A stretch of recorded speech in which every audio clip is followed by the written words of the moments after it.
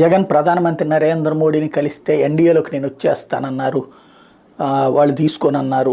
ఇట్లాంటివన్నీ ఉత్తుత్తి మాటలు. నిజంగా వస్తానంటే కనుక జగన్ని సగర్వంగా తీసుకుంటారు. ఎందుకంటే జగనే వెళ్ళడు.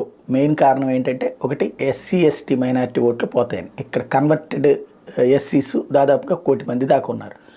అట్లాగే మైనారిటీలు దాదాపుగా 20-30 లక్షల మంది దాకా ఉన్నారు ఆంధ్రప్రదేశ్లో. వాళ్ళు ఇప్పుడు తెలుగుదేశం పార్టీ బీజేపీతో పొత్తు పెట్టుకుంటే సాలిడ్గా అంటే 1,30,00,000లో దాదాపు 1,20,00,000 ఓట్లు తనకే పడతాయి అన్నటువంటి నమ్మకంతో ఉన్నాడు. అలా పొత్తు కనుక తెలుగుదేశం జనసేన బీజేపీతో పెట్టుకోకపోతే కనుక అటు ఒక 30-40 లక్షల ఓట్లు పోతాయి అన్నటువంటి దీంతో ఉన్నాడు. కాబట్టి ఈ దశలో అట్లా చేసే ఉద్దేశం అయితే లేదు. అయితే అదే సందర్భంలో భారతీయ జనతా పార్టీ ఆలోచన ఎట్లా ఉంటుందంటే, ఇప్పుడు బీసీలు నరేంద్ర మోడీని ఓన్ చేసుకుంటున్నారు. ఇంకో పక్కన జగన్మోహన్ రెడ్డి బీసీలకి భారీ ఎత్తున సీట్లు ఇచ్చాడు. కాబట్టి ఇద్దరూ కలిసి కనుక అయితే